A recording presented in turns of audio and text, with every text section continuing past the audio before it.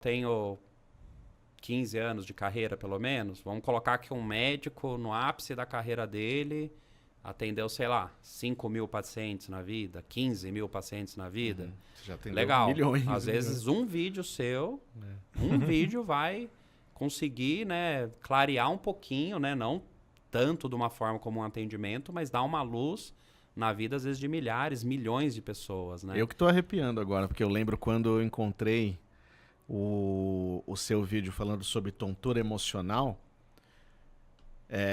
eu falei, cara, finalmente, velho. Tipo, eu passei uns... eu tive TPPP, né? Pra quem não sabe o que é isso, o doutor daqui a pouco entra nesse mérito, mas Já adiantando que os nomes são péssimos, né? Começa com um nome muito ruim, né? Aí eu lembro que, inclusive, um dos sintomas dessa desinformação que o doutor citou, com certeza aconteceu com outras pessoas. As pessoas passam em vários médicos antes de chegar em você, né? Exato. Passa em oftalmo, passa em otorrino, passa em outros neuros. Mano, até... E aí, quando eu encontrei aquele vídeo descrevendo... É até paradoxal que eu vou dizer agora, mas descrevendo exatamente o que eu estava sentindo, e eu digo que é paradoxal porque os sintomas dessas tonturas emocionais, eles são difíceis de descrever. Exato. Só que justamente você encontra o denominador comum na dificuldade da descrição, né? Exato. Do sintoma. E aí, cara, se você não tivesse feito esse vídeo, o que eu estava passando na minha vida por ter tido... Eu sou um espécime muito interessante de quem teve TPPP, porque eu tive de tudo, velho. Tive tag, tive despersonalização, tive brain fog literal, da imagem processada na cabeça ficar tudo com uma nuvem branca, tal. Eu tive tudo. A única coisa que eu não tive de TPPP foi a sensação de que você vai cair. Isso eu não teve. A instabilidade. O medo do desequilíbrio. Que não é ali. obrigatório.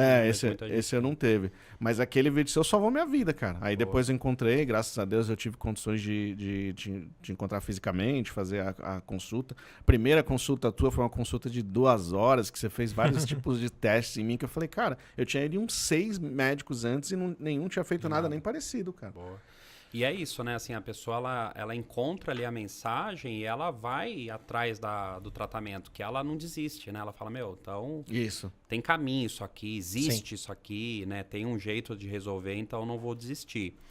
E aí começa a outra parte que aí, assim, sem a gente ter um plano muito claro disso, começou a atrair pacientes. Certo. Então, né, a gente fez por um projeto social. Vamos, combater a pseudociência, né? Porque a pseudociência surfa na internet, muito, na parte médica. Total. Então, ao invés de amaldiçoar a escuridão, vamos acender uma velinha aqui, vamos tentar levar o bem, a palavra do bem, né? A informação do bem científica versus a do mal. Mas aí, secundariamente, começou a alimentar o business, porque daí pacientes ligavam para secretárias e fazia questão de passar com a gente. Legal. Porque via a gente falando, se identificava com o jeito e tudo mais, ou porque já tinha ido em outros profissionais. Então foi quando a gente começou a perceber que essa parte da comunicação, né, além de um projeto social assim enorme, que é o que motiva ainda, né, que é o que alavanca a gente ainda a gravar, acabava também fomentando o nosso negócio, né? Isso foi muito prazeroso, porque aí foi uma decolagem na carreira, assim, a gente conseguiu um atalho, vamos dizer assim, né, de fazer uma carteira de pacientes que outros médicos em outros contextos demorariam talvez décadas. Com certeza. Eu acho interessante é que a essência do canal, né, ela nasceu por conta de uma visão social, não tinha nenhuma intenção de vocês se promoverem como médicos ali, e isso acabou acontecendo naturalmente, e é uma coisa que eu vejo muito isso aqui na mesa quando eu converso, porque eu falo com muitos criadores de conteúdo, e eu percebo que quando você é verdadeiro, isso transparece, sabe? Sim. Então eu acho que a sua verdade, a sua esposa também que tem um canal contigo, né? A verdade de vocês junto acabou conectando cada vez mais a galera, porque eles entendiam, porque eu acho que, eu acho que pode ter gente que engana muito bem, mas na maioria das vezes você percebe quando alguém está querendo usar aquilo só para fazer dinheiro, só para se promover. Sim. E a gente tem aqui o Betão, por isso que é muito legal ter o Betão aqui, que ele é a prova viva de que esse conhecimento que vocês trouxeram alcançou a pessoas que precisavam, necessitavam dessa informação. O que acabou salvando o Betão dessa... A minha vida, cara. TPP, né? TPP. Quer explicar um pouquinho pra gente? Porque eu sou totalmente leigo. Postura perceptual, postural, persistente. Imagina assim, um belo dia da vida, você começa a sentir uma tontura que nunca mais vai embora. Então é como se ligasse um botão E aí você começa uma percepção contínua de que alguma coisa está diferente, né? Uma percepção de não eu. Alguma coisa não tá igual como era antes. Certo. Só que é difícil verbalizar essa tontura. É difícil você contar pro seu parente, pro seu amigo, pro seu médico. Você às vezes não consegue nem encontrar palavras. Entendi. Então, por exemplo, você pega o Betão, cara, ensino superior, MBA, caralho, A4, cara diferenciado, tinha dificuldade em traduzir em palavras. Sim. Então, é uma coisa assim, é um negócio que eu não sei explicar. E aí você começa com analogias, né? Tentar trazer para sua vivência, para coisas assim mais do seu dia a dia. Então, por exemplo, né, relatos como cabeça oca, cabeça estranha, cabeça pesada, cabeça lentificada, cabeça aérea, cabeça de balão, alterações visuais, né? Tipo, visão estranha, visão distorcida. Tinha um paciente seu que falava que ele estava envenenado com a plantinha do Resident Evil lá. Nossa, você lembrou isso? Eu se lembro, velho. Eu contei pra você? Contou. Foi boa, Contou. É isso aí. Ele era militar, eu acho. Que era o veneninho lá do Resident Evil. Então, assim, a pessoa ela vai trazendo no repertório de vida dela, né, uma maneira de tentar explicar. Só que o que acontece? A pessoa passa num profissional e ela é taxada de, frescura, isso aí não existe. Cabeça balão, isso aí, não, isso é ansiedade. Relaxa, vai passar. Não, mas parece que é uma labirintite, uma tontura, uma coisa estranha, né? Não passa, não vai embora. Não, isso não é nada. Então a pessoa acaba sendo desvalorizada pela estranheza que gera a queixa. Total. E se você for ver, né, essa doença, tontura postural, perceptual, persistente, ela é uma doença nova. Então, assim, ela existe desde que o ser humano é ser humano, mas ela começou a ser descrita em 94, 95 e foi oficializada a nomenclatura em 2017. Caramba. Que aí, como né, dá para ver, né, não somos muito brilhantes nos nomes, né? Se, ao invés de facilitar, a gente complica. Inclusive, eu sou da Barani Society, que é a sociedade internacional que cuida das nomenclaturas e tudo mais, né? Eu sou o neurologista brasileiro lá que represento. Muito legal. E assim, a gente não tem talento para nomes, né? Então, TPPP, tontura postural perceptual persistente. Um nome antigo, né, que talvez faça sentido ressoe, é vertigem fóbica. Sim. Porque a pessoa com esse tipo de tontura, né, que é uma tontura que não vai embora, ela começa a ter medo. Sim. Medo de sair, medo de fazer as coisas, medo de piorar, né? Receio, insegurança. Então começa meio que a tontura dominar a vida dela e restringir qualidade de vida, né? Ela começa a performar menos, trabalho, vida pessoal, lazer, ela começa a deixar de fazer coisas que ela gosta, ela começa a ter um desempenho inferior no trabalho, né? Às vezes perde emprego por conta da doença. Sim, caramba. Então é uma doença bem do mal, assim, um fantasma. Eu lembro que quando eu tive, eu fiquei 4 anos com a tontura, 4, 5 anos. Eu lembro que quando eu tive, eu falava assim eu tô até quase chorando aqui já. De verdade. Eu falava pra minha família, pros meus amigos, eu falava, cara, preferia perder um braço, velho, do que tá assim. Falava, preferia ter ficado cego do que tá desse jeito. Porque imagina você agora... Né? Imagina você agora do jeito que você tá e de um segundo pro outro virou uma chave e começou. E não é mais você. Não é mais você. Você tem ainda, você sabe que é você por uma questão lógica, mas alguma coisa está diferente. Alguma coisa está diferente e ninguém acredita em você, cara.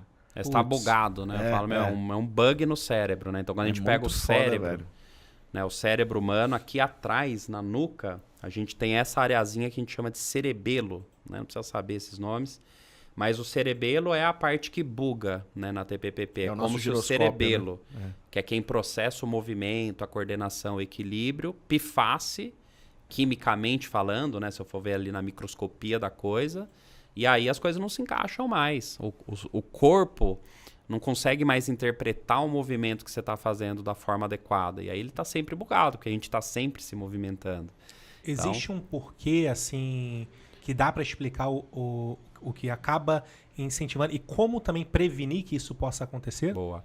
Então, as causas é assim, vem alguma coisa que desafia o cérebro, leva ele a uma espécie de fadiga que começa a ter PPP, começa a doença. Ok. Esse fator causador, ele vai ser vários, né? A gente já tem vários ali descritos. Exemplos, drogas de abuso, por exemplo, cocaína, êxtase, anfetaminas, entre outras coisas. Algumas medicações psicotrópicas, né, dependendo da sensibilidade da pessoa ou o jeito que aquela medicação foi passada, foi usada. Crises de ansiedade ou de pânico. Então, pessoas que estão num processo de muito estresse, né, laboral, vida pessoal, que estão passando, né, por crise de ansiedade ou que têm o diagnóstico de uma doença de pânico. Às vezes as crises de ansiedade é o gatilho para começar. Entendi. Doenças graves, clínicas, que desafiam muito o corpo, por exemplo, uma dengue, um Covid muito grave, um puta influenza. Então, uma coisa que desafia muito ali a estabilidade orgânica, né? É outro fator. E algumas vezes ao acaso, né? Assim, simplesmente começa. Mas normalmente a gente tem um fator desencadeador. Certo. Ou outras doenças que geram tontura, né? Então, sei lá, o cara soltou o cristal lá no labirinto, daqui a pouco a gente fala, teve crise de vertigem. Às vezes, vivenciar a crise de vertigem, né? O temor que aquilo Traumatiza, né? gera, né, o pontapé inicial para a TPPP começar. Né? Então, ela vem como uma complicação de uma outra doença geradora de tontura. E aí vira um combo enorme, porque às vezes a pessoa vem, procura o médico, ela tem 3, 4 doenças diferentes que geram tontura, elas estão se somando ali. Né? E aí vira um desafio maior, porque você tem que decifrar o que é o que para tratar cada uma de um jeito certo. Essa era uma dúvida que eu tenho. É uma dúvida que eu tenho. Por exemplo, eu tenho toque severo. O doutor lembra que, inclusive, graças ao tratamento da TPPP, hoje eu tenho uma vida, né, absolutamente normal. Tal. E a TPPP... ela tem muito a ver com uma hipervigilância, com uma hipersensibilidade, como um estado de alerta do corpo. O corpo está o tempo inteiro fazendo um escaneamento nele mesmo para saber se está tudo bem. No meu caso, eu tenho toque, então fica até, digamos assim, fácil de ligar um ponto no outro. Quantos por cento dos seus pacientes, assim, você saberia dizer que tem esse tipo de doença ansiosa, conectado às tonturas? As tonturas. Assim? É que é uma faca de dois gumes. Por quê? Existe a situação da pessoa, às vezes, já ter alguma questão de ansiedade, de pensamento obsessivo, alguma coisa nesse sentido. E ela vai desenvolver TPPP em algum momento. Mas existe a situação também da pessoa que tem a TPPP e ela começa a adoecer emocionalmente por causa da tontura. Sim, tá. Então, às vezes, né, a tontura ela é alimentada pela ansiedade, pelo emocional. Às vezes, a tontura é a causa do emocional. Então, pô, às vezes, né, paciente meu, tô pensando até em acabar com a minha vida. Mas, pô, Sim. se tirar a tontura da minha vida, eu não quero mais. O motivo é a tontura. Sim, nossa, tô entendi. tendo crises de pânico. Mas, meu, por causa da tontura. Se eu não tivesse tontura, Sim. eu não estaria com pânico. Tá. Então, eu diria que hoje, assim, muito assim, olhando facilmente, mais da metade das pessoas Olha só. com esse perfil de tontura, elas têm também um componente emocional pesado, né? Que tá junto ali, que tá associado, que tá retroalimentando essa tontura. Ué, tu curtiu o conteúdo que tu acabou de assistir? Então deixa teu comentário aí, curte e compartilha com teus amigos pra geral ficar no hype. Não esqueça de seguir @HypeTalksBR em todas as redes sociais. Valeu? Tamo junto e até a próxima.